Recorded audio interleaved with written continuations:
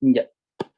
Bueno, el ejercicio puntual que vamos a ver hoy día son tres masas sujetas a un resorte, o sea, a resortes. ¿Ya? Detalles. Uno de los errores comunes que se dio en la prueba, por ejemplo, es con respecto a la energía cinética. Y la energía cinética, recuerden que es una energía por cada partícula, porque es una energía asociada al movimiento de cada partícula. Entonces, la energía cinética total es la suma de las energías cinéticas individuales. ¿Ya? Y pasó también en muchos casos que si bien voy a hacer una sola parte del... Si bien las masitas tenían un resorte así ya, oscilaban con respecto a una sola variable que era x, muchos descompusieron esta variable en sus dos ejes para sacar el movimiento general, ya con respecto a algún sistema de referencia que habían planteado. Pero luego se equivocaron en considerar solamente para el cálculo de la velocidad el movimiento solo de un eje. Que pasó que, por ejemplo, calculaban solo el movimiento del eje X o solo el movimiento del eje Y, llevándolos al error porque, por ejemplo, les quedaba, no sé, un medio de la masa por X coseno del ángulo. Y si hubiesen considerado, por ejemplo, el movimiento de los dos ejes, hubiesen tenido esto al cuadrado más el movimiento del otro eje, que hubiese sido seno del ángulo. Y ahí hubiesen llegado al resultado como correcto. Ya, pero eso igual son errores menores, sino que en general el planteamiento del ejercicio igual está bien complejo. Otra cosa que lo vamos a ver bien en detalle en este ejercicio es calcular la energía potencial del resorte. Yo en muchas pruebas, bueno, no sé si ya vieron sus pruebas bien, traté de dejar la mayor cantidad de notas posibles, como explicando sus errores, por qué les desconto puntaje, etc. Y uno de los que más se dio es que cuando calcularon la energía potencial que se daba en el resorte, lo que hicieron mucho fue calcular la distancia entre las masas. Entonces calculaban la distancia entre las masas, que era cuánto se estiró el resorte, pero nunca no le restaban el L0 o el largo natural. Si lo hubiesen restado el L0, estarían calculando la distancia final de las masas menos el largo natural, y eso le estaría dando esa diferencia en los dos lados, que es la energía como que acumula el resorte. Recuerden que uno con la energía acumulada busca encontrar cuánto se comprimió, cuánto se estiró el resorte con respecto al largo natural o al largo o al, bueno, digamos largo de equilibrio. Ya, entonces igual fue un error común. Creo que de las 57 pruebas, eh, no sé, unas 40 se habrán equivocado en lo mismo. Entonces, como para que lo tengan en mente. Y ahora igual lo vamos a revisar bien porque este ejercicio, encontrar al menos la energía potencial, igual es complejo. Está un poco difícil. Otras apreciaciones de la prueba, que en la pregunta 2 se pedía calcular las velocidades de las naves o del satélite, ya no recuerdo bien, en cada uno de los, o sea, en cada radio. Entonces era en el radio J y en el radio de la Tierra, que eran como el radio mínimo y el radio máximo que podía tomar con respecto a su órbita, porque recuerden que el satélite estaba en una órbita elíptica. Se pedía eso y solo por eso había un punto. Luego se pedía calcular la velocidad de los planetas y luego calcular la velocidad relativa, que en el fondo era la velocidad de la nave menos la velocidad del planeta, porque con eso se ve cómo es que es la velocidad como de acercamiento de la nave hacia el planeta. Ya, porque recuerden que todas las unidades o coordenadas están con respecto al Sol. Y entonces igual fue uno de los errores comunes. Y después generalmente, no, después casi todos no eran tan comunes, pero esos eran como los grandes errores que se iban dando, que calculaban o solo la velocidad de los planetas, o solo la velocidad de la nave o del satélite, y pocas personas como que hicieron un análisis completo de lo que venía después.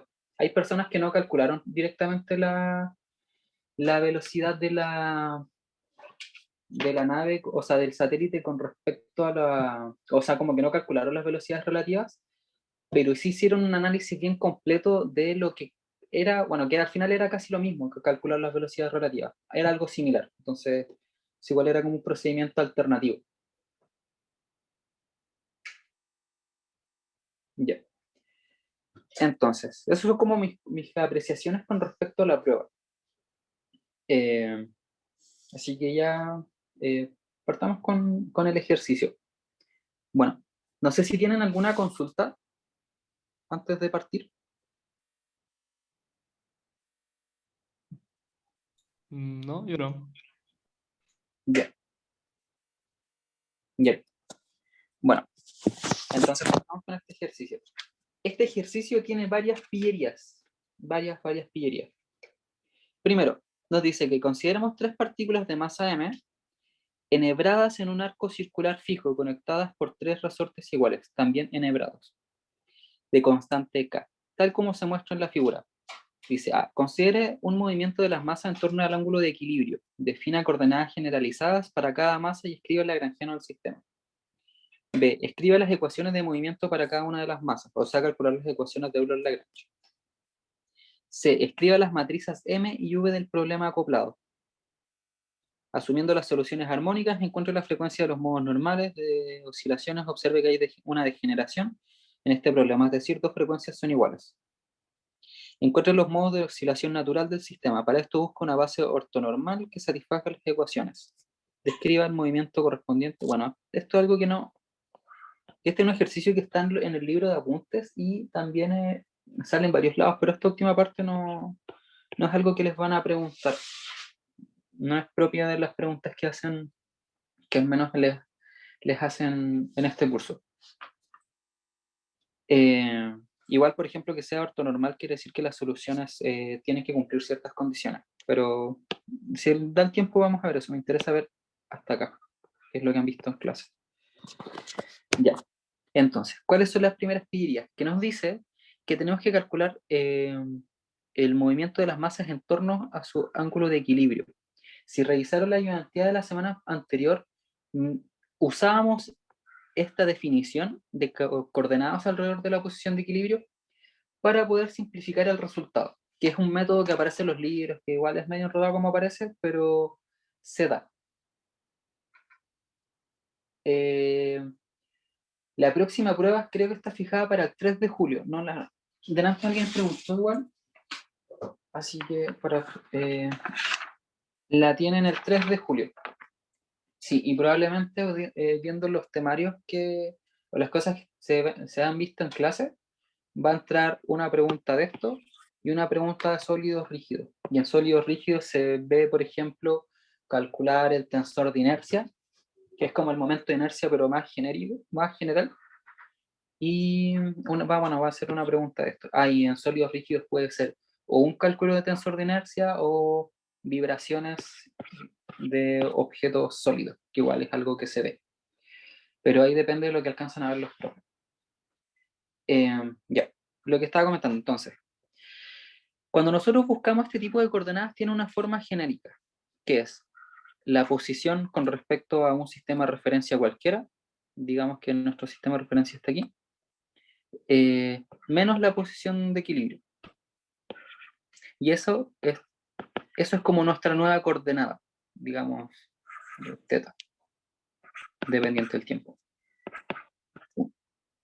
¿Ya? Esto se llama como la coordenada alrededor del punto de equilibrio. Lo que voy a hacer, al menos para desarrollar este problema, es que voy a tomar esa misma coordenada, pero bueno, y voy a ir procediendo porque es medio enredado. Pero el paso inicial es definir primero el sistema de coordenadas, que en este caso es el centro del aro. Conviene el centro del aro, porque así tenemos que para cada coordenada el movimiento o sea, como los desplazamientos. Voy a suponer que en este punto son las posiciones de equilibrio para interpretar qué es lo que ocurre. Primero, cuando consideramos como el movimiento, nosotros sabemos que si esta es la posición de equilibrio y esto se mueve hacia allá, se está desplazando con respecto a su posición de equilibrio, entonces voy a definir θ1, por ejemplo, que esta es la masa 1, voy a decirlo aquí, 1, esta es la 2 y esta es la 3. Entonces el desplazamiento de la masa 1 con respecto a la posición de equilibrio va a ser va a ser θ1. Y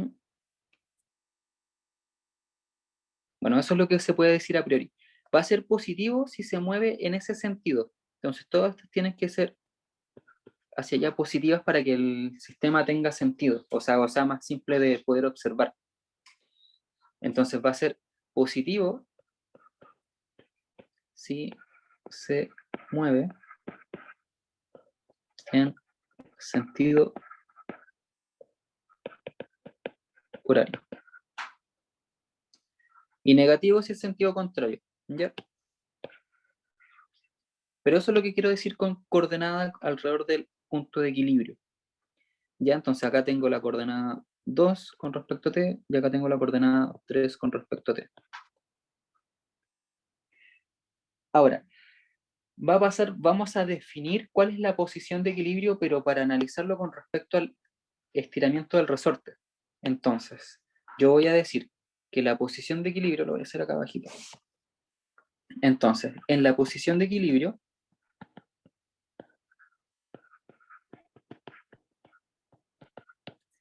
el resorte va a tener cierta longitud, que va a ser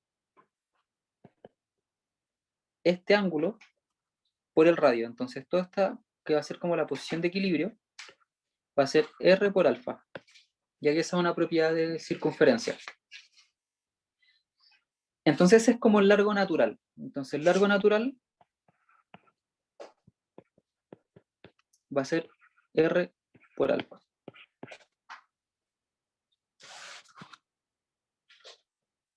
¿Sí? Y eso se va a cumplir en las tres, ¿cómo se llama? En los tres resortes. Entonces, antes de continuar, ya definimos las posiciones o la función posición que va a determinar el movimiento de cada resorte, ¿cierto? Que va a ser θ1, θ2 y θ3. ¿Ya? Entonces, como ya tenemos esto, vamos a saber automáticamente igual que si derivamos vamos a tener θ1 punto, θ2 punto, θ3 punto. Entonces, aquí a esta altura ya podemos calcular la energía cinética. Entonces, calculamos acá. Entonces, esto va a ser 1/2 de la masa. Y recuerden que la energía cinética, en este caso, el movimiento de estas partículas corresponde, lo tenemos asociado al ángulo, ¿cierto? Pero el desplazamiento se da en el arco, entonces tenemos que considerar el arco de movimiento, por decirlo de cierta forma. Entonces eso va a dejar que la energía cinética sea R cuadrado, θ1 punto cuadrado, más θ2 punto cuadrado, más θ3 punto cuadrado. Ya esto al final es como calcular la energía cinética para cada una de las masas, que en este caso sería 1/2 de m por r cuadrado por θ cuadrado, más 1/2 y así. Luego se factoriza y queda esta expresión. Entonces esa vendría siendo la energía cinética. Ya, entonces esta es como la parte como más directa porque definimos las coordenadas o el sistema de referencia y ya podemos partir, eh, ¿cómo se llama? El problema, así como más directo. La parte difícil es escribir precisamente la energía potencial elástica, ¿ya? Porque por lo mismo que estoy diciendo, nuestro sistema considera este largo natural y este va a ser el largo natural inicial, ¿ya? Entonces lo que yo voy a primero definir es la distancia entre las partículas.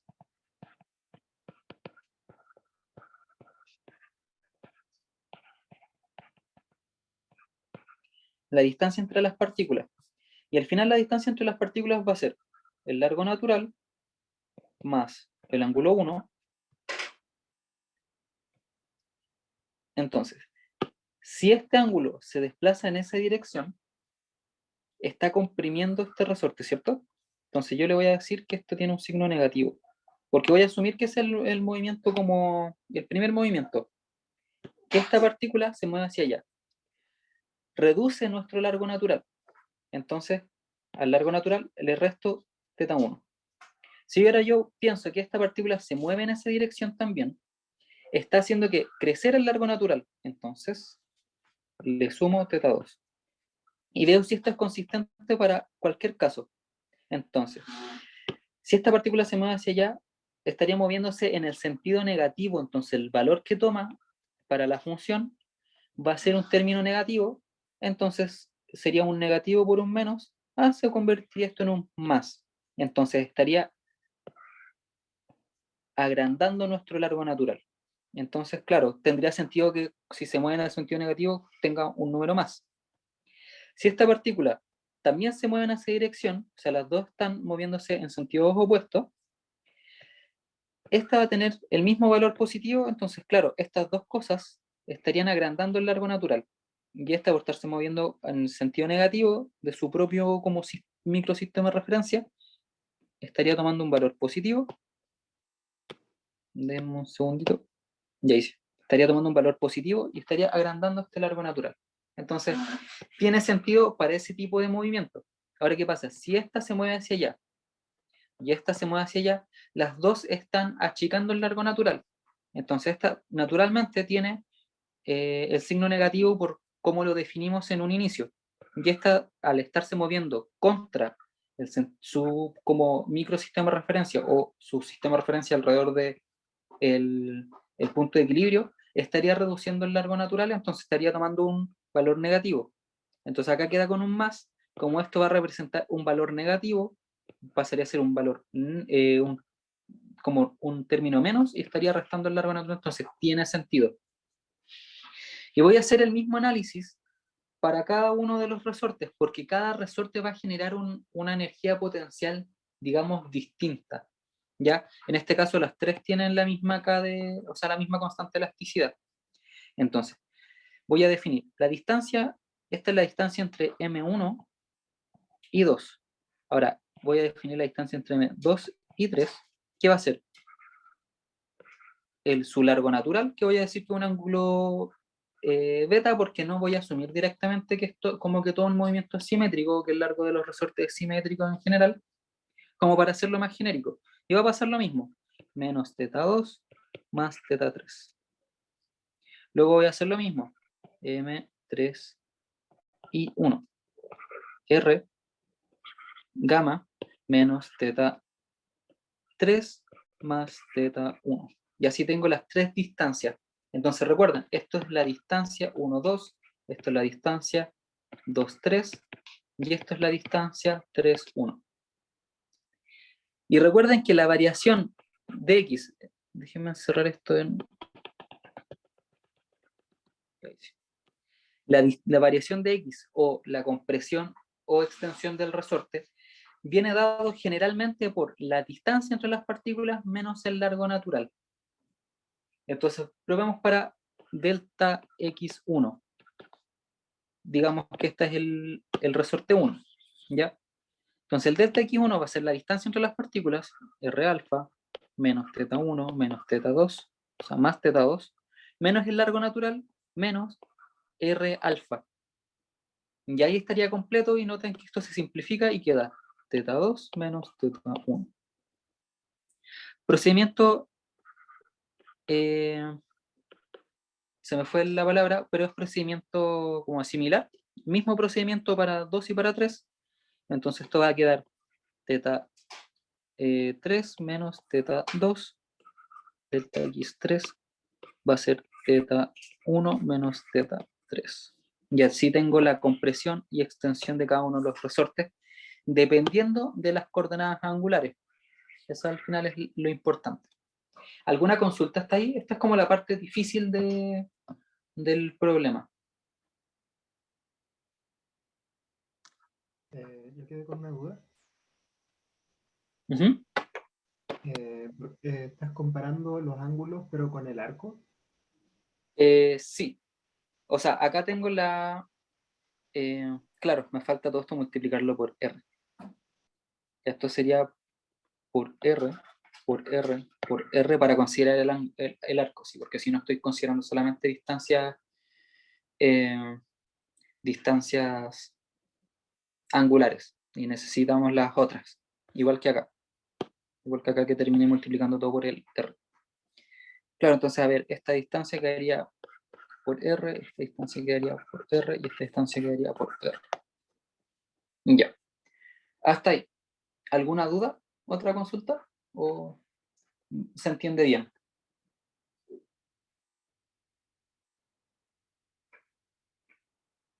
Todo bien, Camilo. Vale. Vale, igual si tienen dudas me paran nomás y vamos viendo, porque igual esta es la parte importante, como la compleja, la de verdad difícil. Entonces ahora calculamos la energía potencial y va a ser, para el resorte 1, 1 medio de K por R por teta 2 menos teta 1. Todo esto al cuadrado porque esa es la variación, o sea, la extensión del resorte o compresión del resorte. Más 1 medio por, esto es para el resorte 2, que sería teta 2, no, sería teta 3 menos teta 1 al cuadrado. Más 1 medio de K, esto es para el resorte 3, R teta 1 menos teta 3 al cuadrado. Y al final todo esto lo puedo factorizar. K, R cuadrado, teta 2 menos teta 1 cuadrado, más teta 3, esto ya lo había considerado, este es un 2, teta 3 menos teta 2, más teta 1 menos teta 3. Ya. Entonces, consejo, cuando tengan un sistema donde no les dicen explícitamente cuánto es el largo natural, generalmente la variación del resorte viene dada solamente por las coordenadas que representan los movimientos alrededor del punto de equilibrio. Y por lo generalmente se restan, ya como lo que pasaría acá. Yo para este problema vi hartas soluciones alternativas, soluciones distintas, y esta parte es algo que se obvia, se asume. Porque pasa esto, cuando yo represento la masa o sea, la distancia, generalmente tengo que hacerlo o tengo que considerar el largo natural. Y eso es algo que pasó en la prueba. En la prueba, cuando ustedes buscaban la distancia entre las masas, quedaban las coordenadas con X y el largo natural ahí entre medio.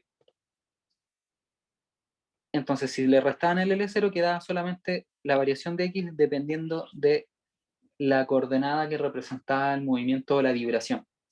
Y eso es algo, son detallitos que suelen obviarse generalmente en los libros, ¿ya? O en general casi todo procedimiento que se usa. Entonces este salto intermedio es para como vean bien por qué quedan las cosas como quedan. Entonces si esto lo buscan en internet, por ejemplo, aparece directamente calcular la energía potencial tomando esto y restándolo. No hay mayor explicación entre el paso intermedio. Ya. Entonces ya tenemos la parte difícil, calcular la energía cinética y la energía potencial. Y todo lo que viene de aquí hacia adelante es pura, no sé por qué tengo pegada la palabra matraca, pero es puro cálculo, puro procedimiento que es más latero.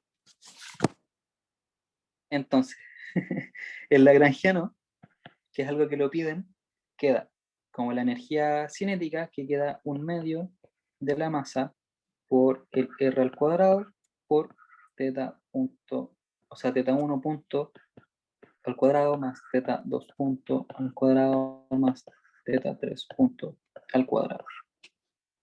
Menos 1 medio, esto lo voy a copiar.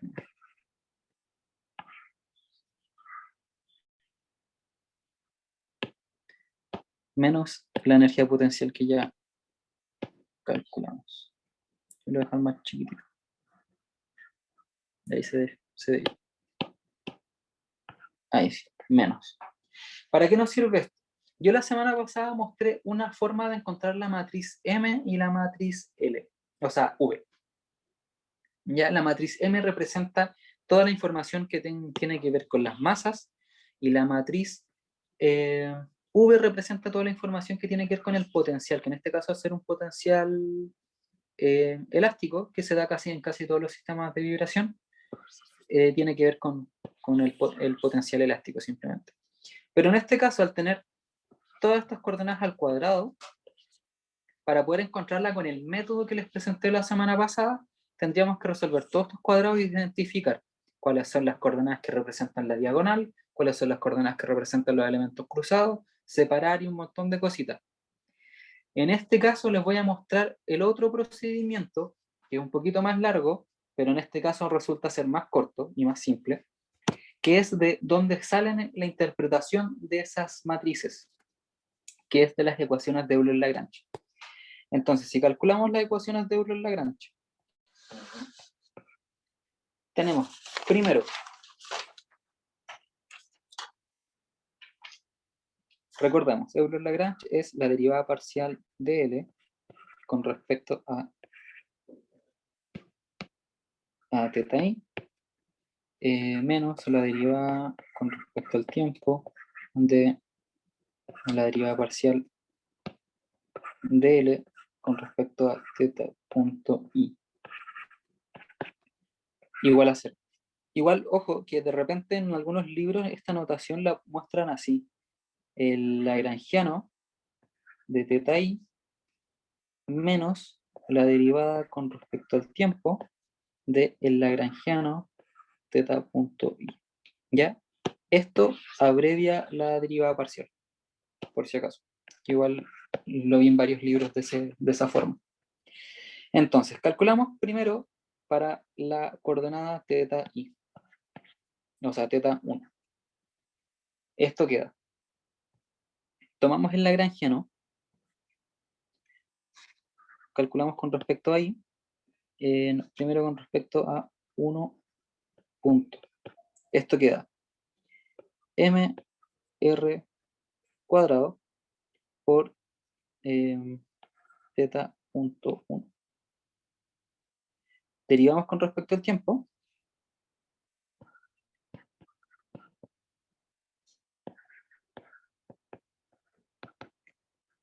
Y esto queda mr cuadrado θ1 punto. Ahora buscamos la otra. L θ1. ¿Sí? ¿Alguien tiene alguna consulta? ¿O se le ha prendido el audio solamente?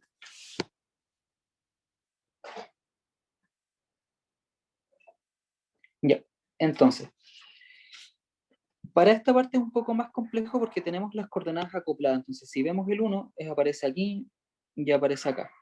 Entonces, esto va a quedar.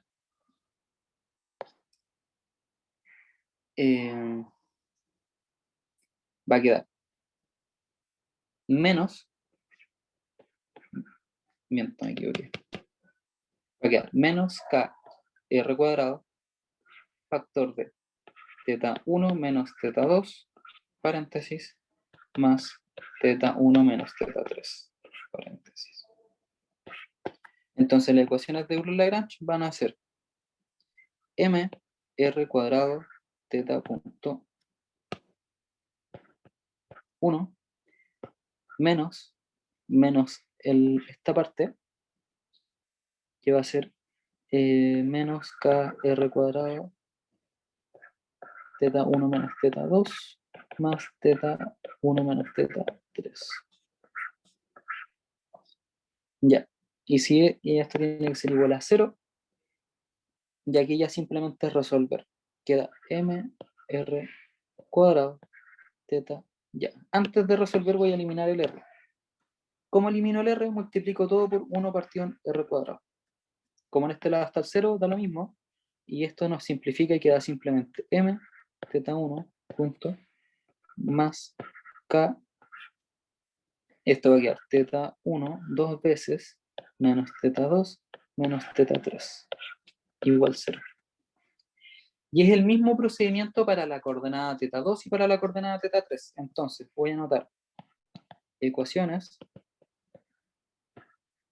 de movimiento. Camilo, una pregunta, ¿Sí? que me perdí una parte. En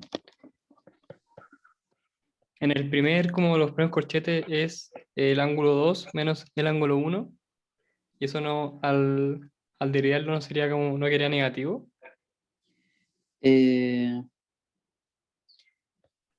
A ver, estamos Porque- derivando esto, ¿cierto? sí, porque como el 2 menos el 1, al Ah, derivarlo claro. sería Sí, por menos 1. lo anoté al revés. A ver.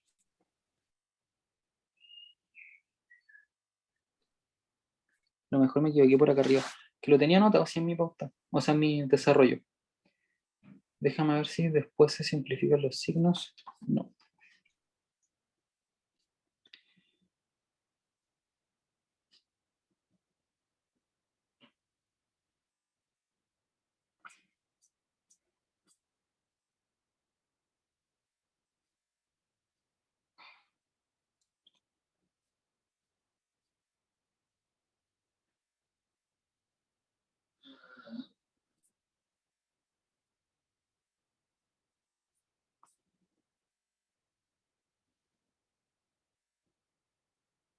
Ya, sí, efectivamente.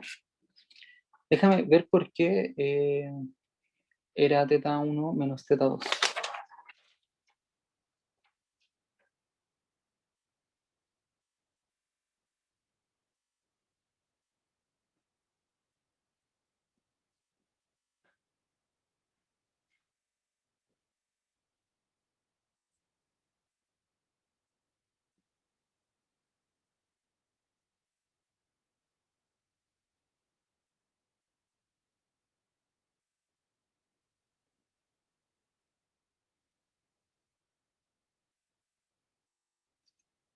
Va, qué raro. Como que en un momento en mi desarrollo como que lo di vuelta. Déjame verificar el tema de los signos con... Esto tiene que dar positivo. Ya a ver. Si esto queda como lo teníamos aquí.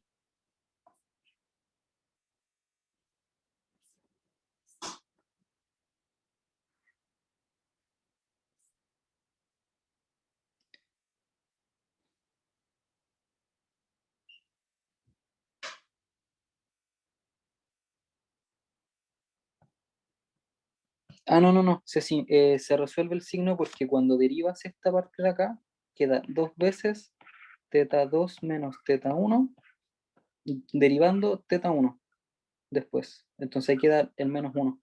Entonces ahí te da vuelta el signo de adentro y queda lo mismo.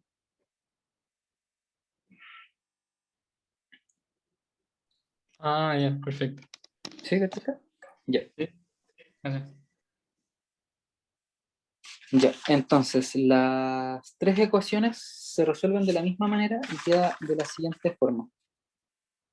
Esto igual a 0 y este quedaría m teta 2 punto punto más k. Acá queda. Lo voy a dejar ordenadito porque después de aquí mismo salen las matrices.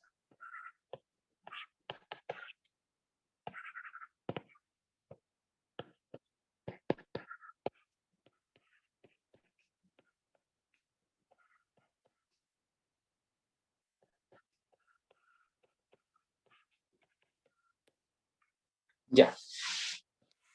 Queda lo siguiente. Estas tres ecuaciones son las que representan nuestro sistema completo, porque son las ecuaciones de movimiento. No sé si se acuerdan que cuando yo estábamos recién partiendo el curso, yo de repente les comentaba que resolver estas ecuaciones en algunos sistemas queda súper complejo porque son ecuaciones diferenciales donde las coordenadas están acopladas, o sea, están metidas una en otro lado y así. Para este tipo de problemas, como vieron en la ayudantía pasada, lo han visto en clase, todo este tema de acoplamiento de coordenadas se resuelve sustituyendo por matrices. ¿Ya? Y lo que pasa es que históricamente en general las matrices fue un elemento que se empezó a incorporar tarde dentro de como todos los estudios. Entonces, es como la alternativa que se desarrolló al último, al menos para estos casos. De hecho, este análisis permite después ver sólidos rígidos haciendo una extensión al uso de las matrices y a los vectores, sino que introduciendo como tensores, que genera, o sea, eso permite que incluso las demostraciones de muchas cosas, que son un cacho de demostrarlas de forma simple, sean mucho más directas. Entonces, en este caso, ¿qué es lo que vamos a suponer o proponer para poder pasar esto a forma matricial? Primero, que nosotros necesitamos la coordenada teta o una función teta como vector que sean los dos, sea la segunda derivada. Eso quiere decir que va a tener Q1, 2 puntos, Q2, 2 puntos y Q3, 2 puntos. Esto implica también que vamos a tener un teta vector que va a tener voy a dejar así. Q1, Q2, o sea, teta, me da por ponerle Q.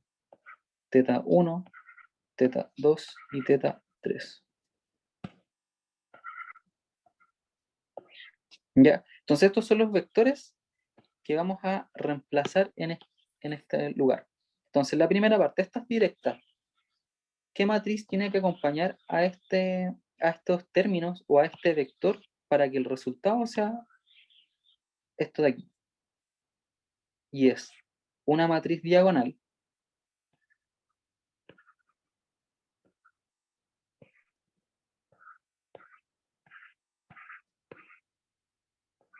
que va a tener esa forma.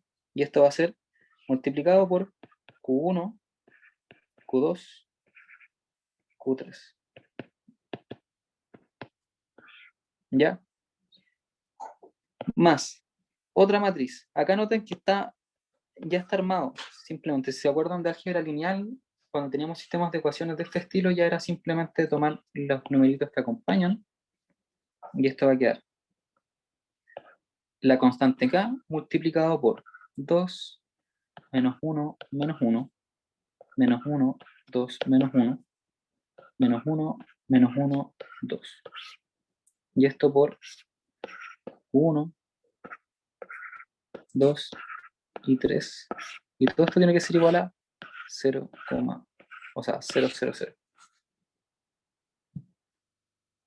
¿Sí? ¿Alguna duda hasta ese punto?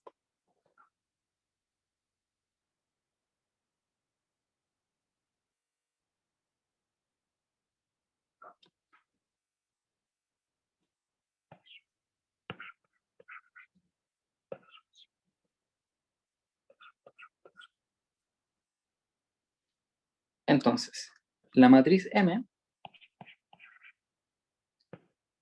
va a ser igual a M por 1, 1, 1.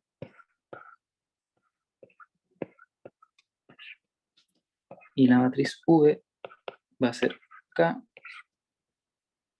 2, menos 1, menos 1, menos 1, 2, menos 1. Y así quedaría listo. Si recuerdan la clase pasada, yo les mostré formas alternativas de definir una matriz que tenía que ver con una sumatoria, ¿ya? Tengan todas esas cositas en mente de cómo definir una matriz en base a una sumatoria, y todas esas cosas, porque luego de ahí aparece todo lo que, y aparece naturalmente todo lo que viene de sólidos rígidos. Y la gracia de sólidos rígidos es que toda la materia se enseña en base a notaciones que tienen que ver con sumatoria. Entonces van a volver a ver el tensor de inercia, o sea, van a volver a ver el momento de inercia, pero generalizado, y lo van a ver como una sumatoria. Van a ver el teorema de Steiner demostrado con sumatorias, y todo eso es un poco raro, así que para que lo vayan incorporando rápidamente, la sumatoria que representaba esta matriz era M, la sumatoria con M, y aquí era coordenada 1, coordenada 2.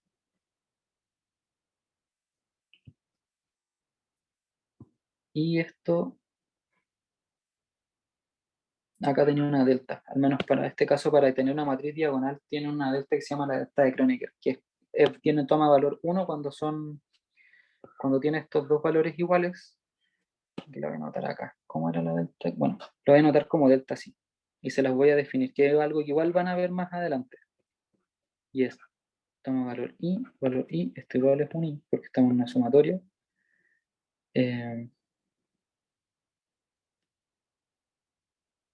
Desde I hasta N, tantos elementos tenga la sumatoria. En la clase pasada, o sea, en la ayudantía pasada lo definí bien, porque ahora como que se me fue la idea. Pero la delta de Kronecker es, toma 1 cuando cuando I es igual a J. Y toma 0 en otro caso. Y esto en una definición como la que está acá, les arma automáticamente una matriz diagonal. ¿Ya? Algo que probablemente lo vean en alguna demostración más adelante. Pero es muy nada que ver, así como no era necesario. ¿Ya? Entonces, ya teniendo eso, en nuestro sistema se reduce a lo siguiente. La masa por Q punto, digamos Q punto porque ya no sé por qué se me quedó pegado el Q punto, menos V Q igual a 0. Noten que es el mismo sistema de ecuaciones que tenemos aquí, solo que ahora representado matricialmente. Y lo que pasa es que aquí ya viene algo que es como por convención. Cuando nosotros tenemos movimiento oscilatorio, comúnmente o normalmente, la solución Q es un vector. Voy a decir un vector A1 con una constante que es con ese término. Entonces, nosotros para este sistema vamos a tener tantos vectores, de hecho lo voy a generalizar hasta Qn, o sea, hasta AN, o Qn, por E. Lo que nosotros vamos a buscar ahora va a ser encontrar estas W, porque dependiendo de cada W que es genérica para todo el vector, entonces esto lo podemos reescribir así, E menos I WT por el vector, voy a decir vector A, siendo vector A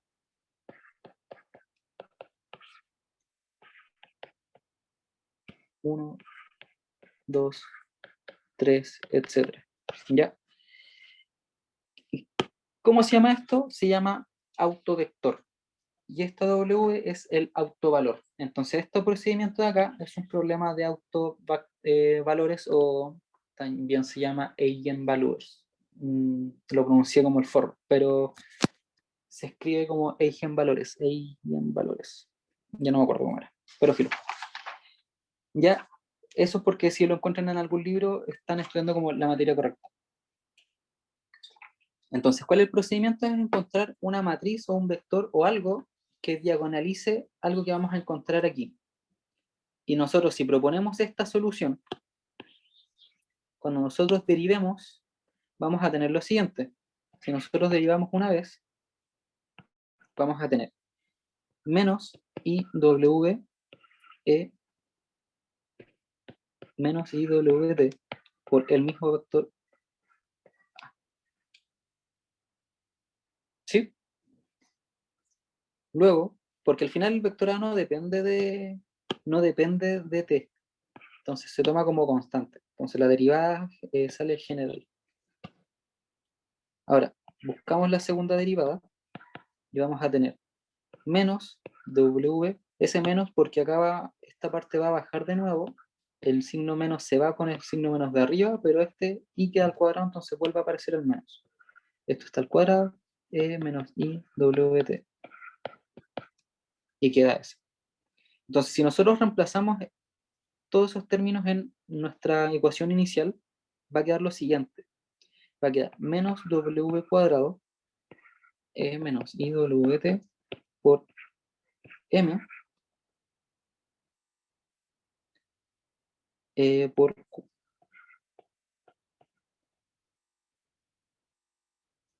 Y de hecho, por Q va a seguir simplemente. A ver. Sí, lo voy a decir por Q. Por Q. ¿Por qué por Q? Porque, y para eso voy a eliminar esto de aquí. Porque noten que Q es el exponencial por el vector. Y acá igual queda el exponencial por el vector. Entonces, menos este por Q igual a 0. Entonces, si nosotros resolvemos esto, ¿alguien me avisa si siguió grabando la ayudantía? Sí, se siguió grabando. Sí. Ya. Sí, lo que pasa es que estaba viendo en paralelo la ayudantía con mi compu y me acabo de dar cuenta que se apagó. Ya. Entonces, esto lo podemos resumir en lo siguiente. Menos WM menos V por Q igual a 0. Nosotros vamos a imponer que esto sea distinto de 0 para encontrar las soluciones no triviales, porque si Q es 0 quiere decir que el sistema ni siquiera se está moviendo, entonces no nos sirve esa solución. Entonces nos va a quedar simplemente describir o determinar que para que esto tenga sentido, esto creo que se llamaba la regla de Cramer, es que si tenemos este sistema y esto es distinto de 0, o es distinto del vector nulo, el determinante de lo que queda al lado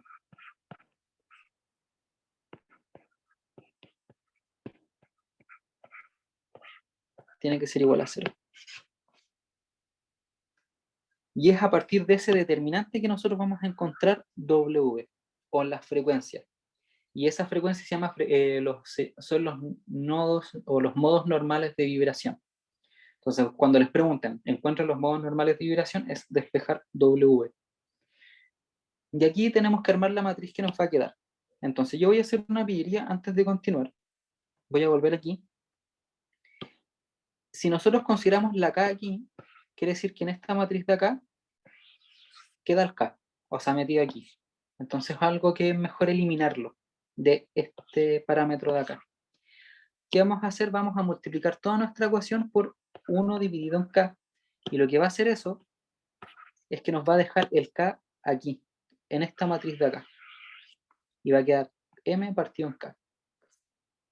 Entonces, si hacemos eso, queda más simple y la matriz resultante va a ser la siguiente. 2 más W cuadrado, está al cuadrado, está al cuadrado, es menos W cuadrado. Esto por M partido en K. Menos 1, menos 1, menos 1. 2 menos W cuadrado, M partido en K, menos 1. Menos 1, menos 1, 2 menos W cuadrado, M partido en K. Y el determinante de esto tiene que ser igual a 0. Entonces ahora tenemos que plantear el determinante y esta parte es, no me acuerdo cómo se llama el procedimiento, pero vamos a elegir una fila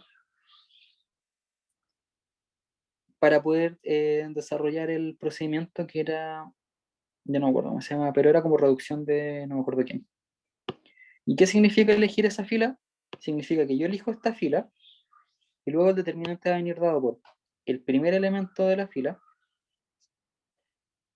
que va a ser 2 menos W cuadrado por M partido en K. Aquí adelante va un menos 1 elevado a la suma de la coordenada I más la coordenada J. Ya que al final esto da 2, entonces eso nos queda positivo, nos queda un 1. Por el determinante de esta matriz de aquí. Entonces esto lo voy a hacer con moradito. Va a ser con el determinante de la matriz que quedó acá. Y va a ser entonces esto, 2 menos W cuadrado M partido en K al cuadrado menos 1. Luego voy a ir con el siguiente término que va a ser el menos 1 más, bueno, vuelvo a explicar esta parte de aquí, acá va a ser menos 1 elevado, acá va a ser más, elevado a la coordenada que va a ser en este caso 2 más 1 por menos 1, y aquí por el determinante de la matriz que va a quedar acá y acá. Entonces, déjenme ordenar esto aquí que me quedó muy grande. Y esto lo voy a anotar más directo ya, porque al final el procedimiento es genérico. O sea, es como una regla.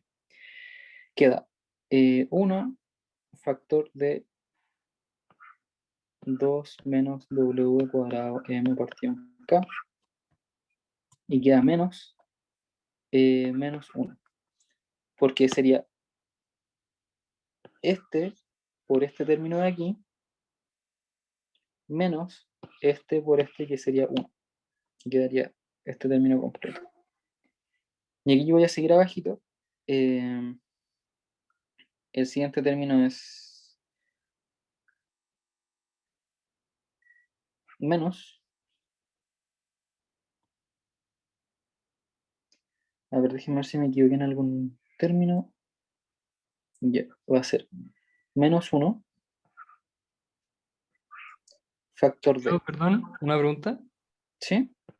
Es que no me acuerdo bien cómo era el tema de las matrices, pero cuando calculaste el W por M menos el B, ¿por qué los valores del B no cambiaron?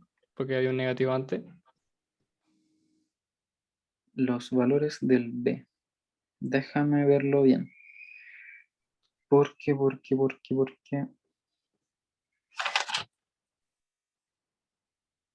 Ah, ya, no, me equivoqué en un signo arriba. Acá, este es positivo. Sí, es positivo. Lo que pasa es que este queda negativo cuando lo consideras así. Menos W cuadrado, que es como lo tenía en la ayudantía de la semana pasada. Entonces al pasarlo por el otro lado queda positivo. Entonces claro, me equivoqué en ese signo. Ya, perfecto. Ya, y aquí el último término es este por el determinante de la submatriz que sería esto de acá. Entonces ese pedacito queda 1 menos y queda más 2 menos W cuadrado M partido. Y todo esto igual a 0. Entonces ahora para poder encontrar W, lo que tenemos que hacer es resolver esa ecuación. Entonces ahora son puros truquitos. Antes de continuar, como para simplificar un poco el procedimiento, voy a decir que alfa es W cuadrado M partido en K. Si hago esto, queda un poco más fácil resolver esta ecuación, porque queda 2 menos alfa, factor de 2 menos alfa, cuadrado menos 1, más menos, no, esto, ese signo menos lo voy a meter acá adentro, y va a quedar factor de alfa menos 2 menos 1 menos 1 más 2 menos alfa, y es igual a 0. Entonces empezamos a desarrollar 2 menos alfa, este va a ser, lo voy a dejar así, 2 menos alfa mientras tanto, más alfa menos 3 menos 3 menos alfa igual a 0, 2 menos alfa, 2 menos alfa cuadrado menos 1, más alfa menos 3 más alfa menos 3 igual 0, 2 menos alfa, 2 menos alfa cuadrado menos 1, más 2 veces alfa menos 3. Ya acá. Como que quedamos estancados, pero hay que resolver este cuadrado. Entonces queda 2 menos alfa, 4 menos 4 alfa menos más alfa cuadrado, menos 1, más 2 alfa menos 3, 2 menos alfa, este queda 3 menos 4 alfa más alfa cuadrado. Hay que factorizar este y va a quedar alfa menos 3, alfa menos 1, 2 menos alfa, más 2 alfa menos 3. Factorizamos, queda alfa menos 3, factor de 2 menos alfa, alfa menos 1, más 2. Entonces ya sabemos que un alfa tiene que ser 3, así como solución de esto. Entonces seguimos desarrollando. este va a quedar 2 alfa menos 2 menos alfa cuadrado más alfa más 2 igual 0.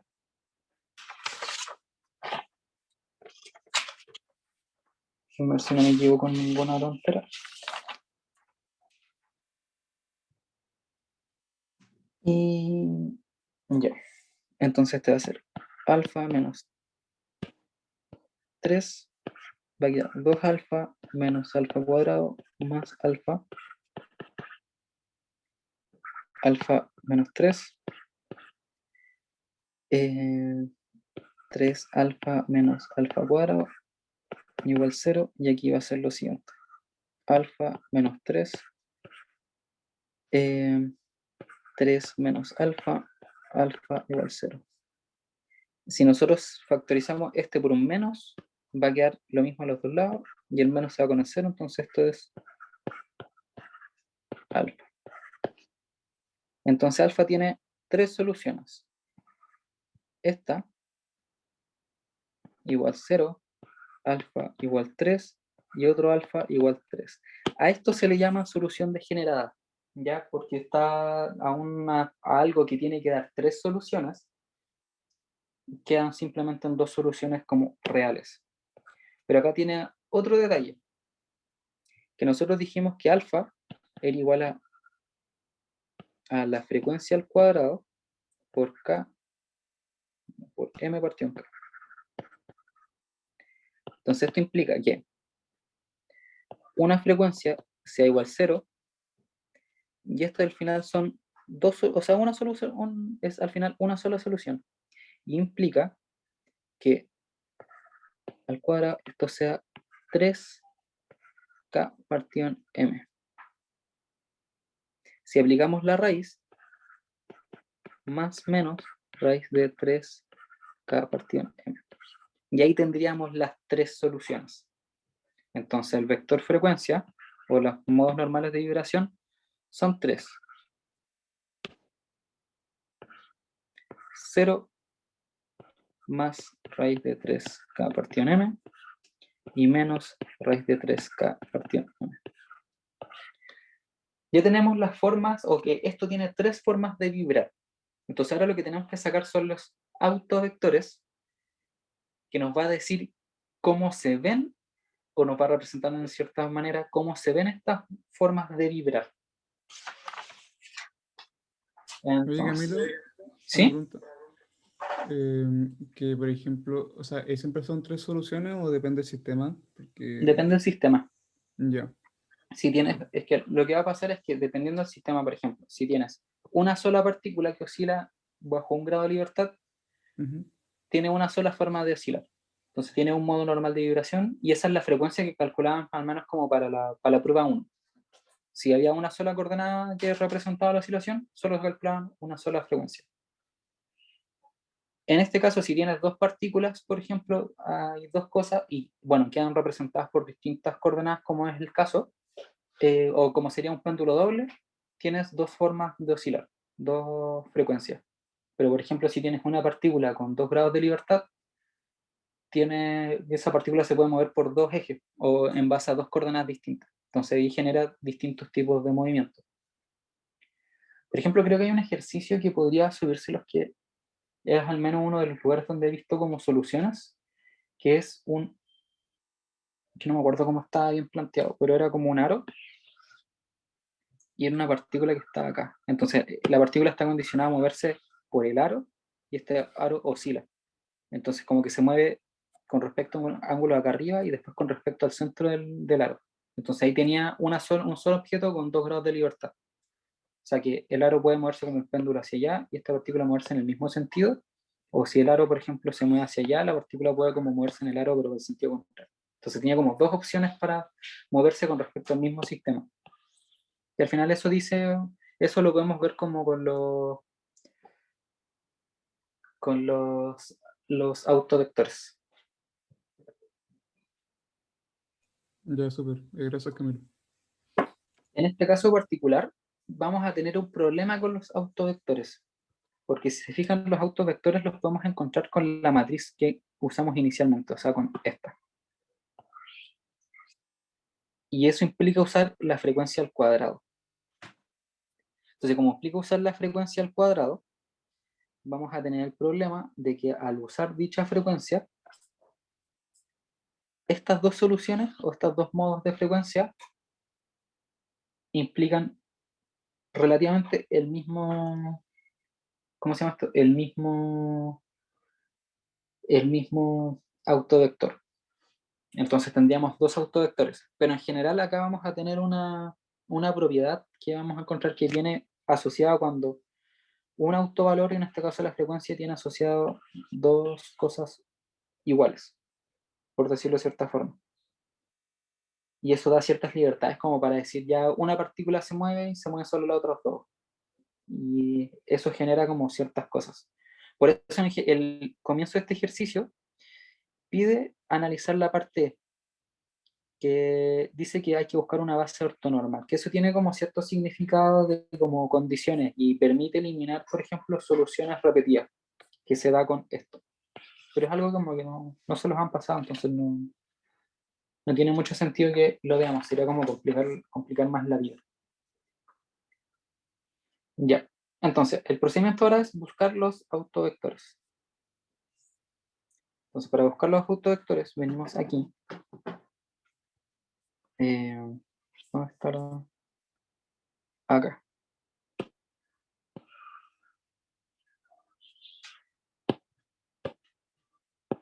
Copiar. Entonces, vamos a usar estos autovectores. Entonces, esto va a ser menos w cuadrado m más v factor de igual 0. ¿Ya? Y ahí lo que vamos a hacer ahora, ya resolvimos para que esto sea, el determinante de esto sea 0, y esto es distinto a 0, entonces ahora vamos a evaluar esto aquí, y ver qué valores van a tomar los vectores Q. Y la gracia es que si no tuviéramos una solución repetida, como en este caso acá, tendríamos que encontrar un autovector por autovalor. Entonces, en este caso, tenemos esta matriz completa. Nosotros ya sabíamos cómo quedaba, ¿cierto? Quedaba como esta de aquí. Quedaba justo como esta. De acá.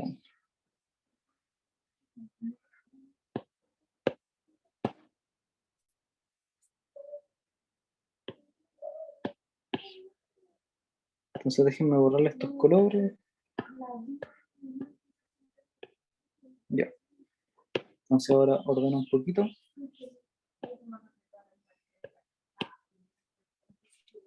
Y este vector que está acá al lado, que sería el...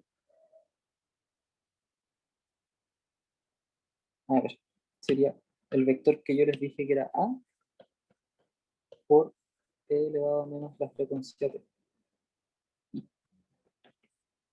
Y este lo eliminamos, no nos interesa y queremos encontrar los distintos A. Esa es como la gracia. Entonces ahora vamos a tener esta misma matriz. Copiar.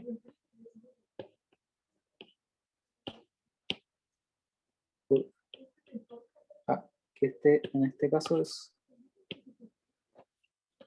A1, A2, A3. Igual 0. Y ahora lo que vamos a encontrar van a ser como las relaciones que tienen que tener este con este con este. O sea, cómo se relacionan entre sí. Y eso nos va a decir cómo es digamos, el vector. Entonces vamos a probar para la primera frecuencia, cuando la frecuencia es igual a 0. Entonces esto tiene 2, menos 1, menos 1, menos 1, 2, menos 1, menos 1, menos 1, 2. A1, A2, A3. Igual 0. Acá podemos tomar solamente esta matriz y aplicar escalonamiento para poder dejar como la solución general. ¿Ya? Entonces, tenemos lo siguiente. Voy a tomar solamente esa matriz. 2, menos 1, menos 1, menos 1, 2, menos 1, menos 1, 2. Y lo que voy a hacer ahora es, vamos a tomar esta fila y la vamos a restar, o sea, la vamos a sumar a la primera. Entonces eso va a dejar que la primera sea 1, 1, menos 2. Y esto va a quedar menos 1, 2, menos 1. Menos 1, menos 1, 2. Tomamos la primera, esta, y se la restamos a las dos de abajo. O sea, se las sumamos. Entonces aquí 1, 1, menos 2, 0, 3, menos 3, y esta queda 0, 0, 0. Entonces ahora la matriz que nos queda es 1, 1, menos 2, 0, 3, 3, y eso implica entonces, bueno, antes de ese implica, voy a hacer lo siguiente. Vamos a tener 1, 1, menos 2, y este va a ser 0, 1, menos 1. Tomé esa fila y la multipliqué por un tercio. Entonces, ¿qué significa ahora esta matriz que acabamos de encontrar? Significa que tenemos,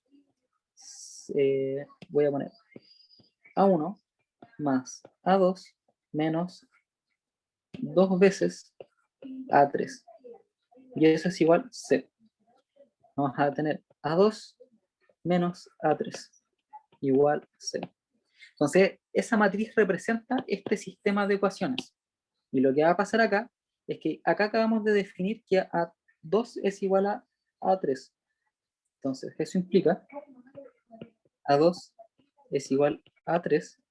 Entonces, esto implica que A1 más A2 menos 2 veces A2 es igual a 0. Entonces, esto es A1 igual a A2. Entonces, esto implica, o como conclusión, que A1 sea igual a A2 y esto sea igual a A3. ¿Sí?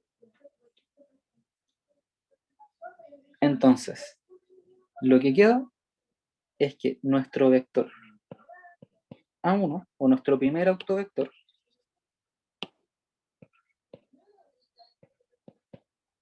es una constante que va a ser, por ejemplo, digamos A1. ¿Qué significa esto? Si nosotros volvemos, por ejemplo, a esta condición de acá, antes de simplificar esto, estamos tomando el vector solución. El vector solución entonces va a ser una constante, bueno, lo voy a anotar como completo. El vector solución es A1 por E elevado a menos IWT. Entonces, la primera solución que encontramos es que si esto es 0, quiere decir que nuestro Q va a ser una constante 1, 1, 1. Y recuerden que esto representa los ángulos.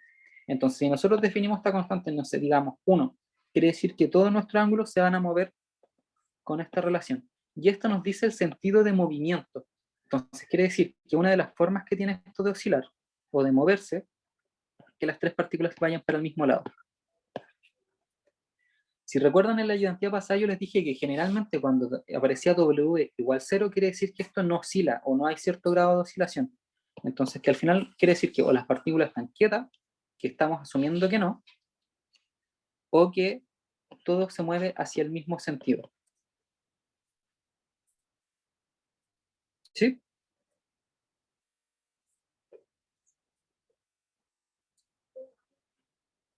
Ya. Ahora voy a probar una sola solución que voy a decir W cuadrado igual a 3K partido en M. Si ustedes toman esto y lo evalúan tal cual como hicimos aquí, o sea, lo reemplazan en esta matriz, y buscan cuál es el resultado de los vectores, van a llegar a, por ejemplo, la siguiente solución. van a llegar a que el segundo autovector, no miento, de hecho, van a llegar a una matriz 1, 1, 1, 1, 1, 1, 1, 1, 1, C1, C2, C3. Y como esto viene de una solución degenerada, ustedes pueden decir C1 igual 0. Tienen libertad para poder condicionar alguna de los valores del autovector. Entonces dicen C1 igual 0, entonces esto va a quedar la misma matriz, 1, 1, 1, 1, 1, 1, 1, 1, 1, 0, C1, C2 y C3. Igual 0, 0, 0. Y esto representa un autovector que va a ser algún valor cualquiera, 0, menos 1, o sea, más 1 y menos 1.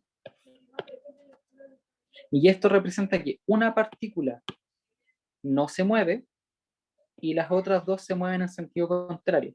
Entonces esto sería, esta partícula está quieta y estas dos se mueven en sentido contrario. Entonces esta se aprieta hacia acá, este elástico se estira, luego se devuelven, ese elástico se comprime. Es una forma de oscilar.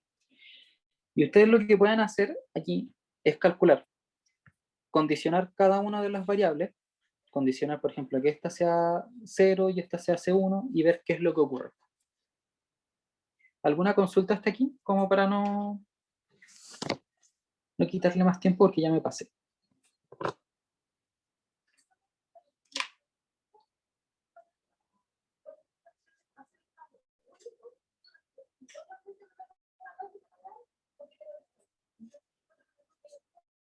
¿Sí? ¿Todo se entiende? ¿Bien? Todo muy bien. Ya. Bueno, no sé si este jueves en clases o el siguiente van a empezar a ver sólidos rígidos o van a ver como la última parte de sólidos rígidos. Y algo que es muy complejo de sólidos rígidos es el tensor de inercia. Entonces yo les quiero como comentar muy cortito qué es un tensor. Un tensor generalmente, un tensor es, digamos, de cierta forma como una matriz de transformación, ¿ya? Ustedes van a tener, por ejemplo, un término, no se los voy a explicar así, porque eso es algo ya muy más profundo, pero un tensor es un vector de varias dimensiones, vector.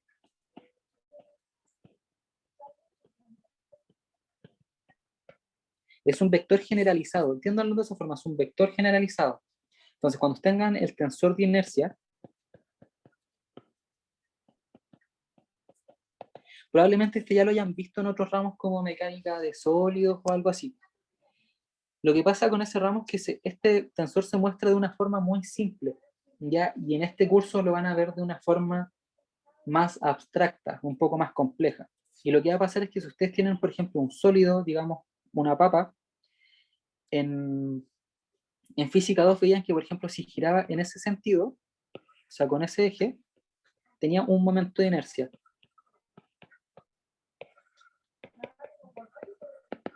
El problema de eso es que, por ejemplo, ahora en este curso van a generalizar para cualquier tipo de movimiento. Entonces ustedes acá van a tener ahora un vector de giro. Entonces ustedes quieren que esta masa gire alrededor de ese vector cuando las coordenadas son las que acabo de dibujar. Entonces, dependiendo de donde ustedes coloquen este sistema de coordenadas y del giro, más que el giro, dependiendo de cómo tomen este sistema de coordenadas, ustedes van a obtener una matriz que es gigante, donde cada elemento de la matriz, en la diagonal, van a tener integrales que tienen la siguiente forma. Van a tener una integral de volumen, si no me equivoco, que va a ser la coordenada, si está en este punto acá, creo que es la coordenada z al cuadrado más la coordenada y al cuadrado, por d, por dm. Es algo así. En este de acá van a tener por la coordenada x al cuadrado más y al cuadrado, y acá por la coordenada x cuadrado más y cuadrado, y este de aquí es z. Entonces este de acá es x cuadrado más z al cuadrado. Y acá los elementos que no están en la diagonal van a tener una matriz, o sea, una integral que va a ser z por x, por ejemplo, y lo van a tener acá, acá y acá, y eso se va a repetir acá y acá y acá. Entonces, lo que quiero que entiendan es que van a tener una matriz que dentro de sus valores, o sea, que sus términos se evalúan con integrales.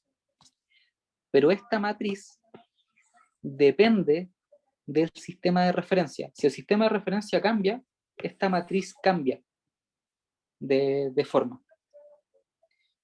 Ya, eso es importante, porque suele ocurrir que a mí me pasó igual, que cuando veía esto, para mí esto era una matriz simplemente.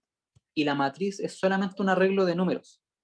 Entonces, cuando ustedes tienen una matriz que depende de un sistema de referencia, sus propiedades son más como las de un vector. Y si ustedes estudian tensores, por ejemplo, se van a dar cuenta que van a tener que tener un elemento, o sea, que van a tener, digamos, el tensor con usted, y van a tener que tener un elemento que sea como de la forma de la matriz por otro elemento que va a tener que ver con las coordenadas o el sistema de coordenados de dicha matriz. ¿Ya? Entonces, cuando vean el tensor de inercia o se acerquen a eso, tengan en mente que va a ser o que se va a representar una matriz que depende de un sistema de referencia.